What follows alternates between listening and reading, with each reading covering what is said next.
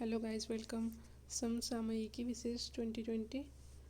तो class start करते हैं। Asia power index 2020। Asia power index 2020। भारत का स्थान चौथा है एशिया में प्रभाव रखने वाले 10 सबसे शक्तिशाली देश। तो उसमें अमेरिका प्रथम, चीन द्वितीय, जापान तृतीय, चौथे स्थान पे भारत है और पाँचवें पे रूस। तो अमेरिका 81.6 अंक प्राप्त किया है 100 में से। वैसे ही चीन 76.1, जापान 41.0 और भारत 49.7, रूस 33.5 अंक प्राप्त करके पाँचवें स्थान पर है। मेनली इतना ही पूछा जाएगा, पहले स्थान पर कौन है या भारत का स्थान क्या है। तो स्टार्टिंग के 5 ही याद रखने की ज़रूरत है। आगे चलते हैं। मेरी सहेली पहल। मेरी सहेली पहल, इसका प्रारंभ रेलवे द्वारा किया गया है। इसका उद्देश्य रेलवे सुरक्षा बल ने ट्रेन यात्रा के दौरान महिला यात्रियों के सुरक्षा के लिए शुरू की गई है। मेरी सहेली पहल। National water award. National water award किसे दिया गया? बिलासपुर, सूरजपुर। बिलासपुर और सूरजपुर को छत्तीसगढ़ राज्य से दिया गया है नेशनल वाटर अवार्ड। यह मुख्यमंत्री के नरवा कार्यक्रम को केंद्र सरकार द्वारा पुरस्कृत किया गया। इस कार्यक्रम के तहत पिछले 2 साल में नदी नालों के पुनरुद्धार के लिए किए गए कार्यों के लिए बिलासपुर जिले एवं जल संरक्षण कार्यों के लिए सूरजपुर जिले को भारत सरकार के जल शक्ति मंत्रालय की ओर से देश के सर्वश्रेष्ठ जिलों में प्रथम स्थान मिला है। तो याद रखिएगा, बिलासपुर और सूरजपुर नेशनल वाटर अवार्ड और मंत्रालय जल शक्ति मंत्रालय द्वारा। सर्वाधिक ODF प्लस गांव के लिए छत्तीसगढ़ के द्वितीय पुरस्कार। छत्तीसगढ़ को द्वितीय पुरस्कार मंत्रालय केंद्रीय जल शक्ति मंत्रालय द्वारा पुरस्कृत। केंद्रीय जल शक्ति मंत्री गजेंद्र सिंह शेखावत ने 2 अक्टूबर को राष्ट्रपिता महात्मा गांधी की 191वीं जयंती के मौके पर छत्तीसगढ़ को यह पुरस्कार प्रदान किया। केंद्रीय जल शक्ति मंत्रालय के गंदगी मुक्त भारत अभियान के अंतर्गत छत्तीसगढ़ को सर्वाधिक ODF प्लस गाँव के लिए दूसरा पुरस्कार मिला है। प्रदेश के 62 गाँव ODF प्लस घोषित किए गए हैं। सर्वाधिक ODF प्लस गाँवों की संख्या के मामले में दूसरा स्थान मिला है। याद रखिएगा, सर्वाधिक ODF प्लस गाँवों के मतलब गाँव 62 हैं, उस मामले में इसको दूसरा स्थान मिला है। गंदगी मुक्त भारत अभियान के अंतर्गत 8 कड़े मापदंडों पर खरे उतरने वाले गांवों को ODF प्लस का दर्जा दिया गया है। GST संग्रहण में संयुक्त रूप से प्रथम स्थान पर छत्तीसगढ़ और आंध्र प्रदेश। याद रखिएगा, छत्तीसगढ़ और आंध्र प्रदेश। छत्तीसगढ़ राज्य में अक्टूबर 2019 की तुलना में अक्टूबर 2020 में GST संग्रहण में 26% की बढ़ोतरी हुई है।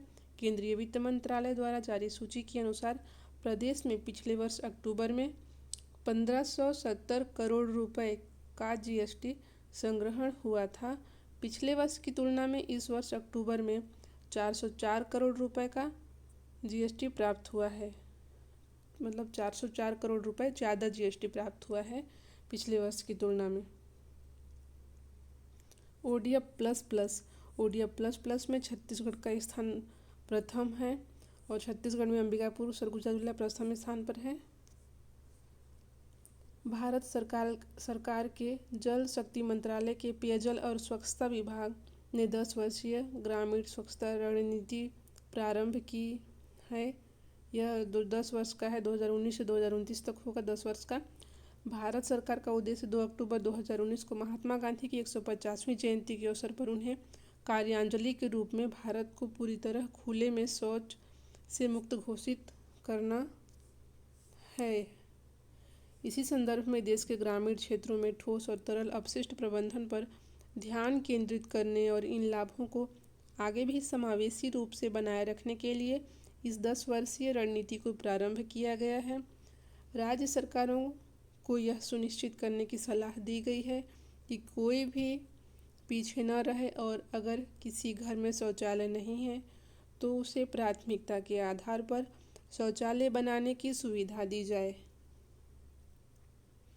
मार्च 2016 में जारी किए गए ओडीएफ प्रोटोकॉल में कहा गया है, इसमें ओडीएफ, ओडीएफ प्लस और ओडीएफ प्लस प्लस ये तीनों के अलग अलग मानदंड हैं। तो ओडीएफ देखते हैं। एक शहर या वार्ड को ओडीएफ शहर या वार्ड के रूप में अधिसूचित किया जाता है अगर दिन के किसी भी समय एक भी व्यक्ति खुले में शौच नहीं करता। ओडीएफ शहर अगर दिन के किसी भी समय एक भी व्यक्ति खुले में शौच नहीं करता तो उसे ओडीएफ शहर या वार्ड के रूप में घोषित किया जाता है। ओडीएफ प्लस के तहत मानदंड। ओडीएफ प्लस प्रोटोकॉल में कहा गया है, एक शहर, वार्ड या कार्य क्षेत्र को ओडीएफ प्लस घोषित किया जा सकता है यदि किसी दिन किसी भी व्यक्ति को खुले में शौच या यूरिन करते हुए नहीं पाया जाता। इसमें अंतर यह है, किसी दिन और किसी भी व्यक्ति को, ये याद रखिएगा। और सभी सामुदायिक तथा सार्वजनिक शौचालय कार्यात्मक अवस्था में एवं सुव्यवस्थित हैं। तो यह ओडीएफ प्लस उन शहरों और कस्बों को ओडीएफ प्लस के अंतर्गत रखा जाता है जो पहले ही आवास और शहरी मामलों के मंत्रालय ministry of housing and urban affairs द्वारा निर्धारित ओडीएफ प्रोटोकॉल के अनुसार ओडीएफ स्थिति प्राप्त कर चुके हैं और शौचालय सुविधाओं के उचित रखरखाव के लिए ओडीएफ स्थिति की निरंतरता सुनिश्चित करने की दिशा में काम कर रहे हैं। तो देखते हैं आगे ओडीएफ प्लस प्लस के तहत मानदंड। ओडीएफ प्लस प्लस प्रोटोकॉल इस शर्त को जोड़ता है कि मल, कीचड़, सेप्टेज, फीकल स्लज, सेप्टेज और नालियों का सुरक्षित रूप से प्रबंधन और उपचार किया जाए, जिसमें किसी प्रकार के अनुपचारित कीचड़, सेप्टेज और नालियों की निकासी जल निकायों या खुले क्षेत्रों के नालों में ही होती है।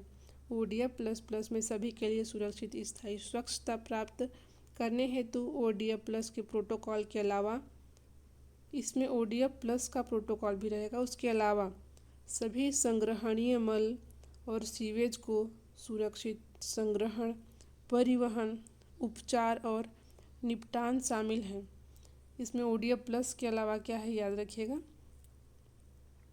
सभी संग्रहणीय मल और सीवेज के सुरक्षित संग्रहण, परिवहन, उपचार और निपटान शामिल हैं।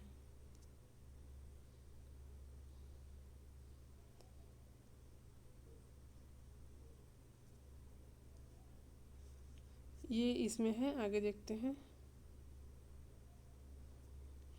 यह शहरों में स्वच्छता की निरंतर स्थिरता के लिए उल्लेखनीय कदम है। एशिया के सबसे बड़ी चूना पत्थर की खदान कहाँ प्राप्त हुई? भिलाई, मतलब कहाँ है? भिलाई नंदिनी में लाइमस्टोन मतलब कैल्शियम कार्बोनेट माइंस में करीब 15 साल के बाद माइनिंग की जाएगी और भिलाई में एशिया की सबसे बड़ी लाइमस्टोन खदान जो 50 साल तक बीएसपी को सप्लाई करती है, इतनी ज़्यादा उसके पास लाइमस्टोन है। ये 15 साल बाद इसमें माइनिंग की जाएगी तो इसमें पानी भर चुका है। ये है भिलाई नंदिनी, ये है भिलाई नंदिनी का लाइमस्टोन का खदान जहाँ पूरा पानी भर चुका है। परिवहन के लिए माइंस में रास्ते भी बनाए जा रहे हैं। 15 वर्षों से माइंस में खनन का काम बंद होने की वजह से उसमें पानी जमा हो गया है। माइंस प्रबंधन उनमें पानी खाली करने का काम दिन रात कर रहा है। इसके अलावा वाहनों के आवागमन के लिए नए सिरे से रास्ते भी तैयार किए जा रहे हैं। वर्तमान में एक शिफ्ट में ही माइनिंग हो रही है। तो ये है भिलाई का नंदिनी लाइमस्टोन खदान। तो क्लास इतना ही। Thank you very much.